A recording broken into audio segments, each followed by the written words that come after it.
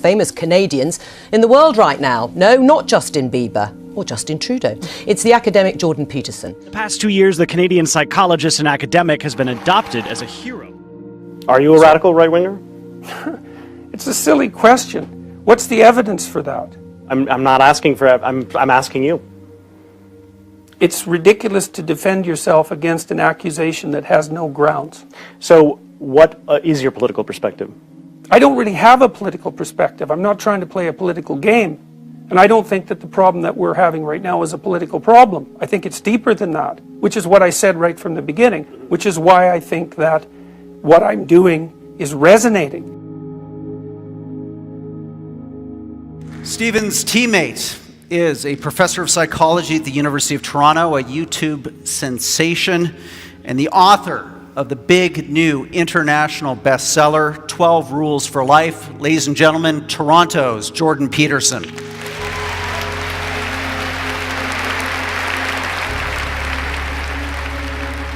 So how did he become so well known? He first came to national prominence in Canada in 2016 in a debate about new laws on gender identity. Bill C-16 made it an offence to refuse to call someone by their chosen gender pronoun. You say you've been painted as an extreme right-winger. No, some people have tried that. Not very successfully, but they've tried it. And you came to prominence in part over your opposition to this law that we just talked about in Canada, proposing the use of preferred pronouns for transgender people. Just for clarity. Mandating them. Yeah. Right. Saying that you should do it. No, that you had to do it. Right, you had to do it by law, but just... Hundreds of thousands subscribe to his online lectures. And his videos where he talks everything from identity politics, which we've touched on, to the Bible, to Disney movies, have been viewed over 150 million times. And then finally, there's also, and I don't know what you think about this with regards to evidence, but what constitutes evidence is not always that easy to determine, even in the scientific domain. So think about how we think about ourselves and other people and how we treat ourselves and other people. You can imagine that you're like a clock running down, and that's like a deterministic model, but people aren't clocks. We're dissipative structures. A clock is something that runs downhill. We're not clocks by any stretch of the imagination. And we take energy in and we disperse energy. And so what we see in front of us is an array of potential universes. And those are the universes that we could bring about as a consequence of our actions. And we make choices to the right or the left. There's a lot of mythological speculation about that sort of idea too, in an ethical sense, because we decide what sort of reality that we want to bring into being. And so we encounter potential like God did at the beginning of time when he made order out of chaos. Chaos is this chaotic potential. We confront chaotic potential with our consciousness and we cast that into reality. In a way, you're appealing to a certain political viewpoint. Well, that's what people claim. That's your fans. Your fan base seems to come from that side. No, I don't agree with that at all. I think that, first of all, whether or not what I have are fans is debatable. Rock stars have fans. I'm not a performance artist. I don't have fans. I have people who are listening carefully to what I'm saying. And it's very complicated what I'm saying. So they're not just fans.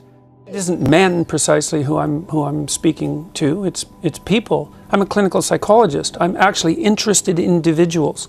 And I'm interested in their fortification against tragedy. Every time I do an interview, the interview is always political. It's always political. Well, the clue is in the title of this program. We are the Daily Politics. No, fair enough. No, look, fair enough. And I'm not casting aspersions at this program, but the fundamental news that's important about what I'm doing isn't the political element. If you treat yourself like you're a free moral agent with choice and that you can determine the course of your life, then you seem to get along better with yourself and to be less anxious and to be more productive. And if you treat other people like that they're free agents that are making voluntary choices about how reality is going to come into being, and you reward them when they do it properly and you punish them or otherwise discipline them when they don't, when they do it badly, then your relationships with them seem to work. And then if we predicate our society on the presupposition that each individual human being is capable of doing just that, then we seem to have extremely functional societies. And this is something that Sam Harris has been taken to task for many times, is if you dispense with the idea of free will, how is it you organize your relationship to yourself, your interactions with your family and your relationships with the broader social community. It's a very complicated issue. So I believe strongly that we have free will, that we're responsible for our choices. Those choices are constrained in many, many ways. So there's a chaos within that can manifest itself, that can disrupt whatever order you are. And you know that in minor ways, because everybody's always running around doing things that aren't good for them, that they know they shouldn't do and that they can't control. And so there's a chaotic and an orderly aspect to everything, to the individual, to the family, to the social world, to the natural world. It's chaos and order at every level of analysis simultaneously. Thank you for your support for more and better debate on the big issues of the day. It's great to have you as virtual participants in tonight's proceedings. Great start to the debate, Michelle. Thank you. I'm now going to ask Jordan Peterson to speak for the CON team. So we should first decide what we're talking about. We're not talking about my views of political correctness, despite what you might have inferred from the last speaker's comments. This is how it looks to me. We essentially need something approximating a low-resolution grand narrative to unite us. And we need a narrative to unite us because otherwise we don't have peace. What's playing out in the universities and in broader society right now is a debate between two fundamental low-resolution narratives, neither of which can be completely accurate because they can't encompass all the details. Obviously, human beings have an individual element and a collective element, a group element, let's say. Force for good or bad, PC? Well, I think at the moment it's clearly a force for bad. I think it's corrupted the universities, perhaps beyond repair. And I think the reason for that fundamentally is that the PC ideologue types think that the proper way to classify people is by their group affiliation. And there's all sorts of problems with that. One is that there's an endless number of ways that you can classify people by their group affiliation. Jordan, let's have you jump in on this idea of what you see as the pernicious danger of groupthink when it comes to ethnicity, when it comes to gender. Why do you think that's one of the primal sins, in your view, of quote, political correctness? Well, I think it's one of the primal sins of identity politics players on the left and the right, just to be clear about that. Personally, since this has got personal at times, I'm no fan of the identitarian right. I think that anybody who plays a game, a conceptual game where group identity comes first and foremost, risks an exacerbation of tribalism. It doesn't matter whether it's on the left or the right. With regards to the idea of group rights, the idea of group rights is extraordinarily problematic because the obverse of the coin of individual rights is individual responsibilities. And you can hold an individual responsible, and an individual can be why individuals have rights. But groups, how do you hold a group responsible? But I hear a lot of category creep in, again, the argument against political correctness or against seeking group redress, the idea that kind of that way lies dehumanization, or, you know, that you're kind of 1 minute you're asking... Let's have Stephen come in on this. This is part of your opening remarks. You're a category creep, Stephen. Respond to that. It's a nice... I'm still very lost about why we aren't talking about political correctness. We're talking about politics, and that's fine. And I share exactly what you think about it. I'm not an enemy of identity politics per se. I can obviously see where it goes wrong and where it's annoying. Let's be empirical about this. How well is it working for you in America at the moment? Well, not well at all. Really isn't. Right. You can answer me in a moment. The reason that Trump and Brexit in Britain and all kinds of nativists all over Europe are succeeding is not the triumph of the right, it's the catastrophic failure of the left. It's our fault. We absolutely... My point is not that I've turned to the right or anything like that, or that I'm nice and fluffy and want everybody to be decent. I'm saying political correctness. Resist. Fight. If you have a point of view, fight it in the proper manner, using democracy as it should be, not channels of education, not language. You know, it's so silly. There's a chess rule, you know. In chess, the best move to play in chess is not the best chess move. It's the move your opponent least wants you to play. At the moment, you're being recruiting sergeants for the right by annoying and upsetting, and instead of fighting, either fighting or persuading. I've been given huge grief already simply because I'm standing here next to Professor Peterson, which is the very reason that I am standing here in the first place. I'm standing next to someone with whom I have, differences, shall we say, in terms of politics and all kinds of other things, precisely because I think all this has got to stop. This rage, resentment, hostility, intolerance, above all this with us or against us, certainty. A grand canyon has opened up in our world. The fissure, the crack, grows wider every day. Neither on each side can hear a word that the other shrieks, and nor do they want to. I think one of the things I loved about Jordan's book, which I speed read last night, so forgive me, Jordan, I've not read every line, but one of my favourite rules in Jordan's book is Rule 9, which says, assume the person you are listening to might know something you don't. Chaos is something that you say is distinctly feminine, whereas order is something... It's symbolized by the feminine, yeah. Okay, so you posit that. So this almost seems like, in certain ways, an antidote to femininity. Is that not the case?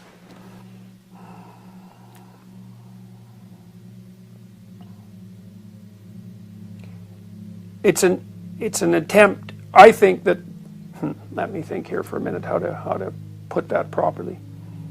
Under other political conditions, it could have been an antidote to order. But I think that the fundamental threats that our society faces now are threats from the side of chaos, from the side of destabilization, rather than, in our culture at least, rather than from the side of tyranny. If you read Maps of Meaning, there's a section on neuropsychology that's also buttressed by a book written by Ian McGilchrist called The Master and His Emissary that lays out the relationship between the right and left hemisphere. Now, it's quite strange that we have a right and left hemisphere. It's almost as if we have two consciousnesses dwelling in our being. And they're quite separable. If you cut the corpus callosum that unites the two, then the two hemispheres will act independently to some degree. You can communicate with each of them somewhat independently. So they actually view the world quite differently. And that hemispheric distinction is not only there in human beings, but also in animals, a long way down the phylogenetic chain. And so you're wired so that you're not just order, and you're not just chaos. You're order, continually confronting chaos so that the order remains updated. See, something is meaningful. The reason that something is meaningful is because you're getting a deep instinctual signal that you're encountering anomaly at a rate that doesn't exceed your capability. That's also the rate at which you can keep yourself updated optimally. And so meaning isn't epiphenomenal, and it isn't some kind of delusion that rationality can and should overcome to say, well, everything's meaningless. It's like, no, it's not. Meaning is the most fundamental instinct for adaptation. And so that's partly why in 12 Rules for Life, I said one of the rules, I think it's Rule 7, is do what is meaningful, not what is expedient. Michael, give us your rebuttal. Let me step out here in Peterson land. I feel freer already. I don't know what mythological collective Mr. Peterson refers to. I'm part of the left. They're cantankerous. When they have a firing squad, it's usually in a semicircle. Part of the skepticism of rationality was predicated upon the Enlightenment Project, which says we're no longer going to be subordinate to skepticism, to superstition. We're going to think, and we're going to think well. I'm going to stand here at the podium. I'm a preacher. And I will ask for an offering at the end of my presentation. This is the swimsuit competition of the intellectual beauty pageant. So let me show you the curves of my thought. Oh my God, was that a politically incorrect statement I just made? How did we get to the point where the hijacking of the discourse on political correctness has become a kind of Manichaean distinction between us and them? And I ain't seen nobody be a bigger snowflake than white men who complain. Mommy, they won't let us play and have everything we used to have under the old regime where we were right racists and supremacists and dominant and patriarchs and hated gays and lesbians and transsexuals that, yeah, you gotta share. This ain't your world, this everybody's world. And let me end by saying this. You remember that story from David Foster Wallace? Fish are going down, two fish are going, and an older fish comes in the opposite direction. He said, hello boys, how's the water? They swim on, they turn to each other, what the hell is water? Because when you're in it, you don't know it. When you're dominant, you don't know it. Nothing, Kaiser Soze said, is more interesting that the devil did than to make people believe he didn't exist. That's what white supremacy is. The phenomena of meaning is a manifestation of the complex orienting reflex. You're the force that confronts chaos and transforms it into habitable order. And there's an idea that if you do that using truthful speech, it's probably the deepest idea in the Bible. If you confront chaos and the unknown using truthful speech, then the order that you produce is good.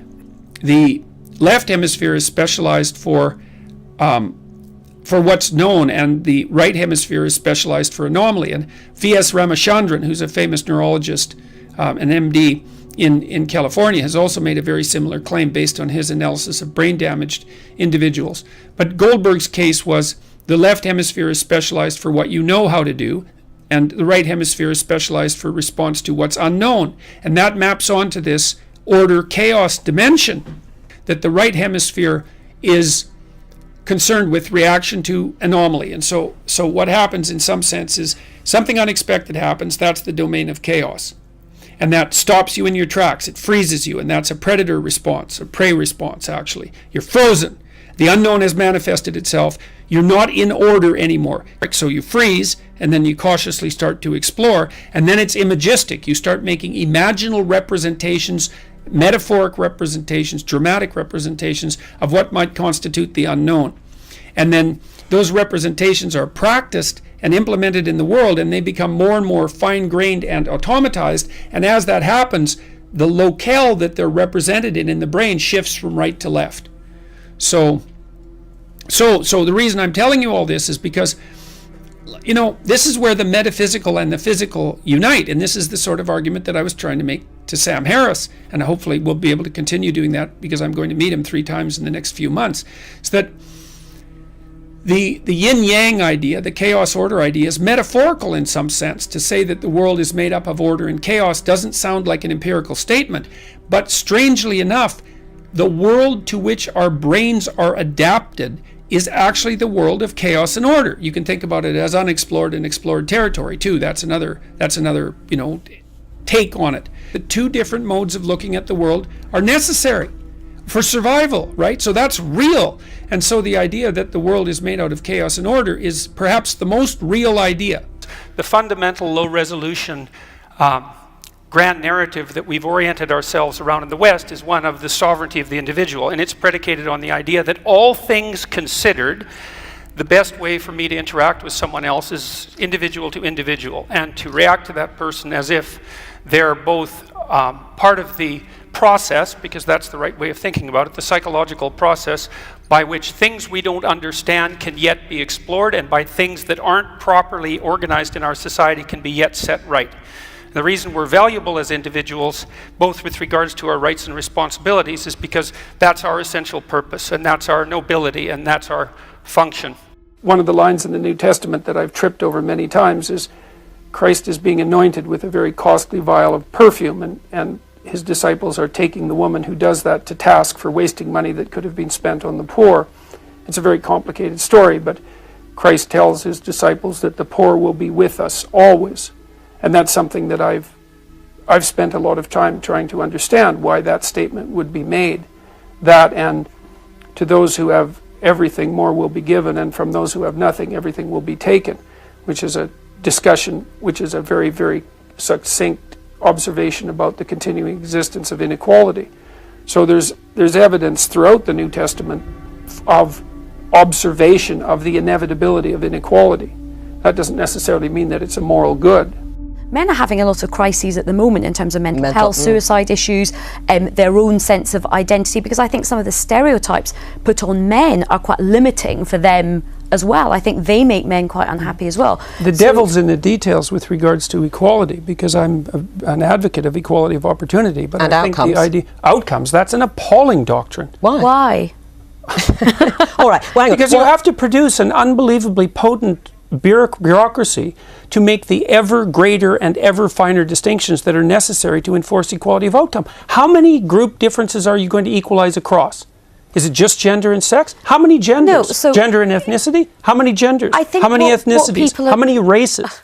Last year, he supported ex-Google employee James Damore, who had been fired for suggesting men and women have different interests due to biological differences. You see, one of the things that's happened in the analysis of the differences between men and women is that the social constructionist claim is that the differences are socially constructed, right? Is that it's a consequence of environment that men and women differ. But what the scientific literature indicates is that as cultures become more egalitarian, like they have in Scandinavia, the differences between men and women actually increase rather than decreasing, which is a direct repost to the social constructionist view. So they just deny all that. Your side spoke, so I'm going to go to Jordan, then to you, Let's Michelle. assume for a moment that I've benefited from my white privilege. Okay, so let's assume that. That's fine. Assumption. That's what you would say. So, so let's say, here, let's get precise about this, okay? Was that very individual of you? Let's get precise about this, okay? Let's get precise. To what degree is my present level of attainment or achievement a consequence of my white privilege? And I don't mean sort of. I mean, do you mean 5%? Do you mean 15%? Do you mean 25%? Do you mean 75%? And what do you propose I do about it? How about a tax?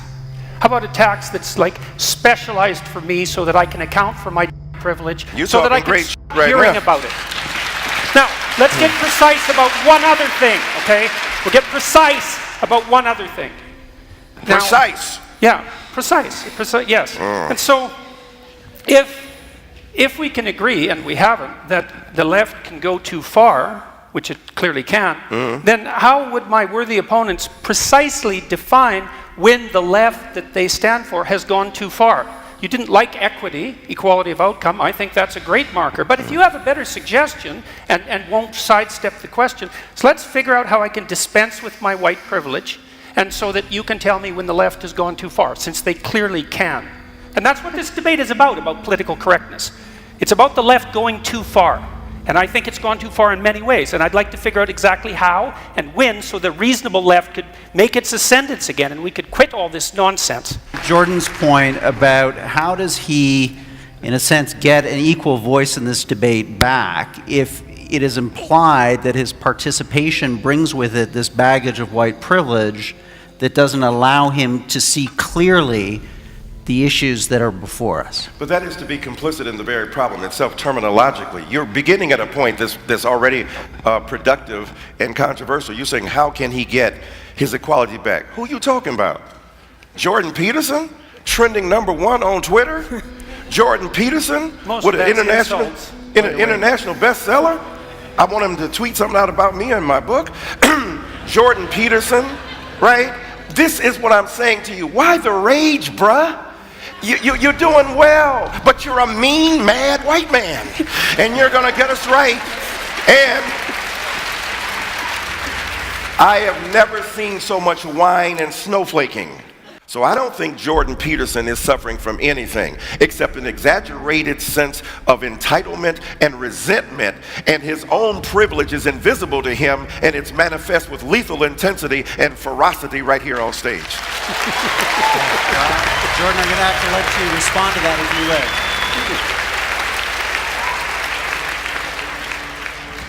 live. Well, what I derive from that series of rebuttals, let's say, is twofold.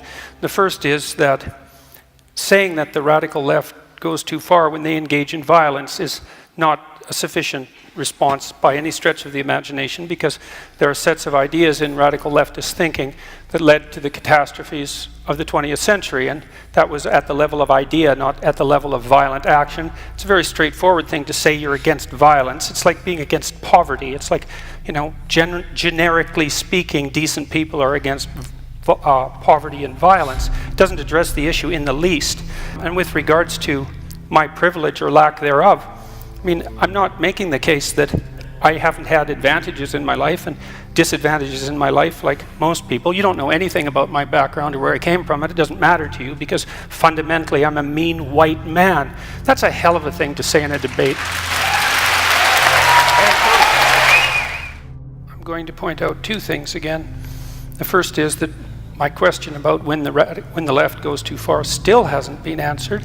And then the second thing I'm going to point out is that, you know, it's conceivable that I am a mean man. You know, I mean, maybe I'm meaner than some people and not as mean as others. I think that's probably more the case. But I would say the fact that race got dragged into that particular comment is a better exemplar of what the hell I think is wrong with the politically correct left than anything else that could have possibly happened.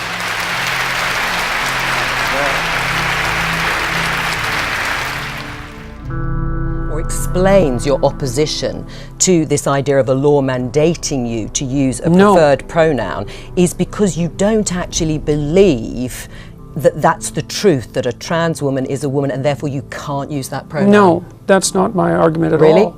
Yeah, really. My argument is that the government shouldn't compel voluntary speech. No, but I know what your argument is, and no, you've but made that's it very really clearly. it. No, but that's exactly it. There's no motivation There's behind no motivation behind it. But you don't believe I wouldn't have put everything on online in my life to take the stance I did unless I had thought that through very deeply. And I've thought it through very deeply. There aren't hidden motivations that have to do with some arbitrary prejudice against trans people. Okay. It's pure and simply this. There's never been a time in English common law history where the government compelled speech, and the Canadian government dared to do that. And that was unacceptable. And they masked it with this show of compassion for the oppressed, and I don't buy it.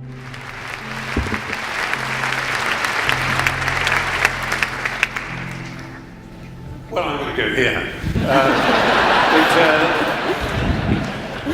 No, it's interesting to hear that there really doesn't seem to be a problem, but yet I think we all instinctively know that there is some kind of problem. There isn't censorship. Of course not in the way that there is in Russia. But that's not why I came to this debate. I was interested in what I've always been interested in, the suppression of language and thought, the closing down, the rationalist idea that seems beguiling, that if you limit people's language, it may somehow teach them a different way of thinking, something that would have delighted the inventors of George Orwell's Newspeak, for example. And it seems to me it's just implausible. It doesn't work. This feeling of being silenced, which I understand, although it seems very vague, right? You kind of are not quite putting your finger on who is silencing you, except for a vague fear that if you say something untoward, you're going to be the subject of, I'm not Shaming, sure. yes. Shaming, but by who? Yeah. But by what? By I'm the not internet? saying their names. That's no, not but I the mean, point. I'm scared. If I'm listed. But that's again, the point. You're scared. It is a culture of right. fear. I understand there's that element of fear. What I'm saying is that it's a feeling. It's a feeling that is this sort of intangible result of I think primarily. We've all seen the sort of show trial thing where the person then apologizes. I have so much to learn about sexual politics. I am really sorry. Signed a lawyer, crossed out the name of the person. You think the real mistake of our left is that we underestimate the right. The right isn't as stupid as we'd like them to be. If only they were. If only they weren't so cunning, so sly, so smart, so aware of our shortcomings. And I just fear that political correctness is a weapon that they value. That the more we tell the world how people should be treated, how language should be treated, what words are acceptable, what attitudes are acceptable, what HR meeting is going to tell you in a long bullet-pointed list about how you look at people. All of this is meat and drink to bad people, to malefactors, to bad actors. I'm not counting myself as one of those bad actors in that sense. I mean bad actors in the other sense. Right,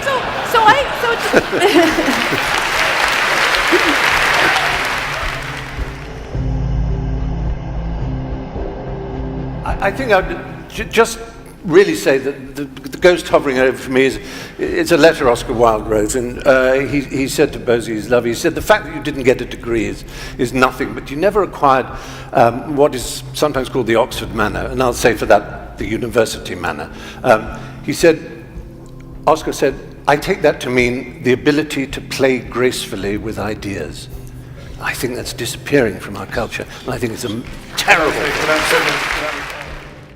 But I don't think we should underestimate how much this feeling is prevalent in the culture of this strange paradox that the liberals are illiberal in their demand for liberality. They are exclusive in their demand for inclusivity. They are homogeneous in their demand for heterogeneity. They are somehow undiverse in their call for diversity. You can be diverse but not diverse in your opinions and in your language and in your behavior. And that's a terrible pity. People don't think through what freedom of speech means because they tend to think it means the right to criticize those who are in power, for example, which is one of the things it means. But freedom of speech actually means the freedom to formulate ideas badly and awkwardly in public while you're trying to think them through. Including offending people? Well, it's inevitable that you're going to offend people if you're going to talk about anything difficult, because if you talk about something difficult, then people are going to become emotionally involved. And that's especially true if you talk to large numbers of people about something difficult. Like if I address an audience of 1,000 people about anything vaguely contentious, which is obviously something that needs to be thought about, then a small percentage of them are going to be offended. And so what that means is that as your audience scales, or as the importance of the topic increases, your ability to say anything decreases. That's not good. And that's part of this pernicious politically correct doctrine that I've been speaking about. When a hierarchy becomes corrupt, then the only way to ascend it is to exercise power. That's essentially the definition of a tyranny.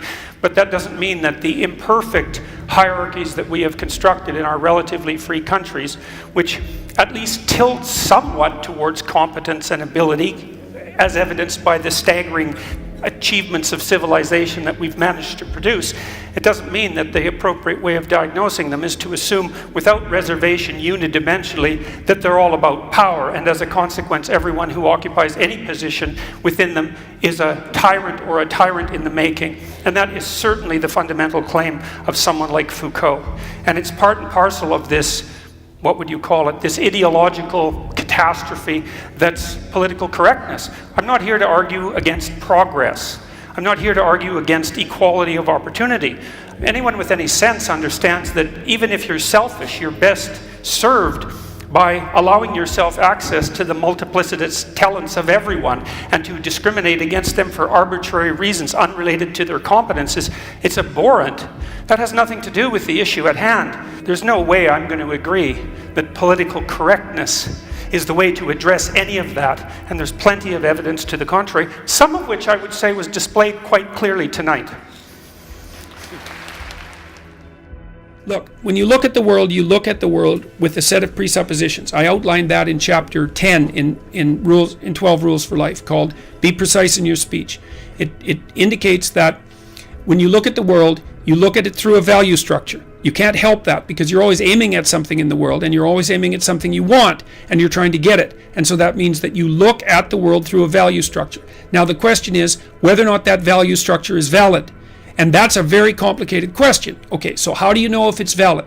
Number one, you lay it out and you act it out. You implement it perceptually and then you act it out. And if you get what you wanted, what the theory predicted, that's another way of thinking about it, but wanted is a better way of thinking about it, then the fact that that behavioral routine and perceptual structure produced the intended result validates it as a tool for obtaining that result. And that's a form of truth.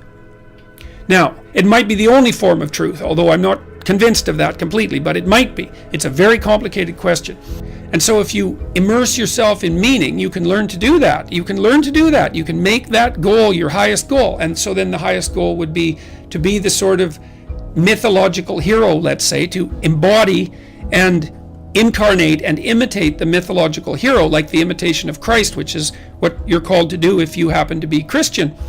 That means that you live in meaning, and that meaning is the antidote to the suffering of life that would otherwise make you brutal and vengeful and unhappy and miserable, and like that young guy who just mowed down 12 people in Toronto. These are real things. You lose your sense of meaning, you end up in hell. And in hell you do all sorts of terrible things. These are dreadful realities, and it isn't as if they're not grounded in the appropriate science. So again, we're going to go right now to Stephen Fry and Jordan Peterson, get their thoughts on how the evening played out.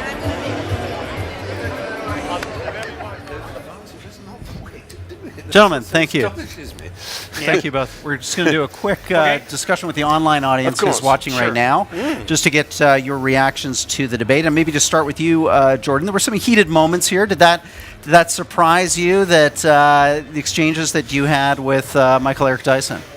Well, I wouldn't say it surprised me. Well, I suppose it probably did. It just didn't seem like a very good tactical move.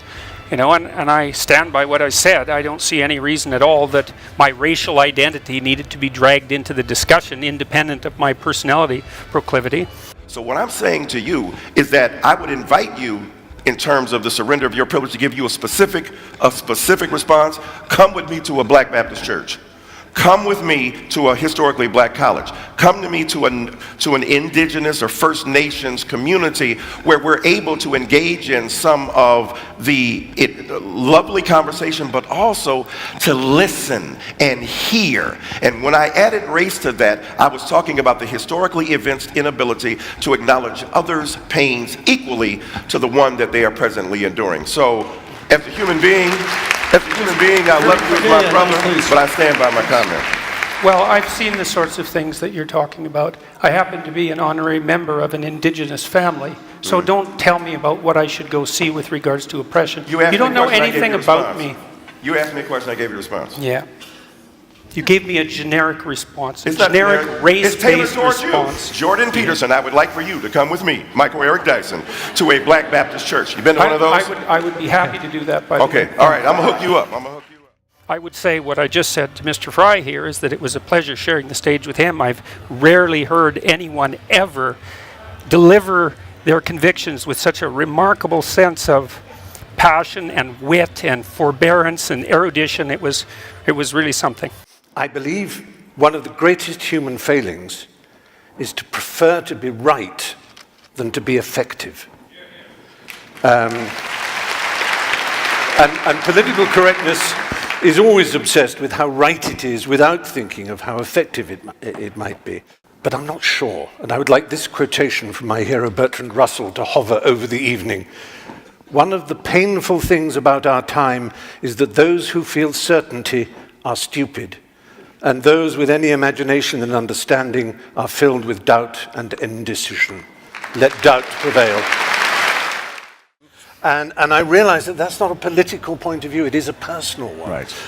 And the gap between the personal and the political, which is a space you obviously are very interested in as a psychologist, is one that is rarely explored. People are either so personal that it has no application in the outside world and the organization of human affairs, or they're so political and so much to do with structure and distinction between hierarchies and networks and so on, that they forget the individual. And that's the space in which the impassioned liberal lives, and it's not easy to do it because you often do sound rather wet, and I'm aware that I did, but I enjoyed it.